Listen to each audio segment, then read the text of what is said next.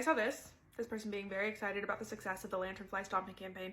And every time I see somebody talk about lanternflies, or I think about how that all went down, this like big push to educate people about this invasive species and encourage people to like, if you see one, take care of it, and the glee with which people adopted that, and like, good job, keep at it. But every time that I think about that, I end up thinking about wild horses.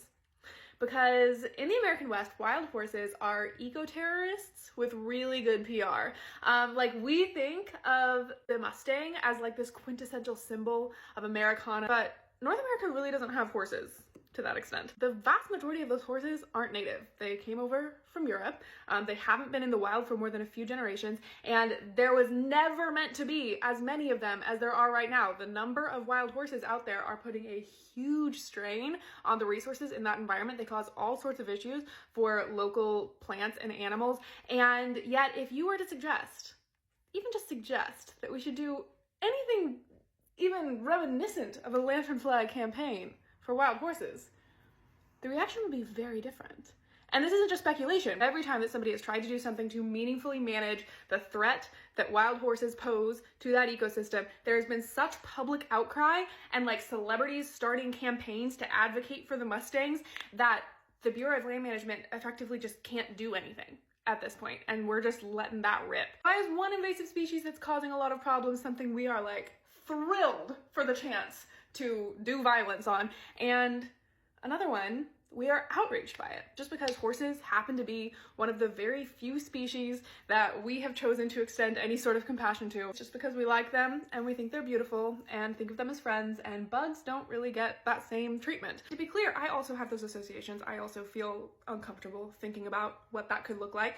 But the truth is that that sort of like compassion that people have actually ends up putting these species into circumstances that are dangerous for them. The land that horses live on do not have enough resources to sustain them. Bureau of Land Management currently has to give water to these horses because there's no longer enough water where these wild animals live. And I've read interviews with people who are like monitoring that situation, and they've basically said that what they're waiting for is just for the situation to get bad enough that pictures start to come out of wild horses starving, and then those pictures will upset people enough that they'll make some big stink, and then more resources will get released for them to handle the situation. And like, again, that's not speculation, we've seen that happening. But that compassion is not thoughtful enough, doesn't go beyond a gut reaction enough for us to do anything to prevent things from getting to that point, to prevent that harm from ever happening.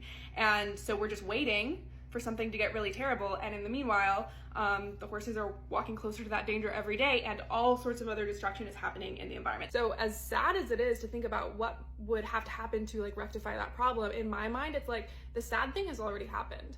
Like the irreparable changes that have been made to these ecoregions, that's already happened. Like that's the real tragedy.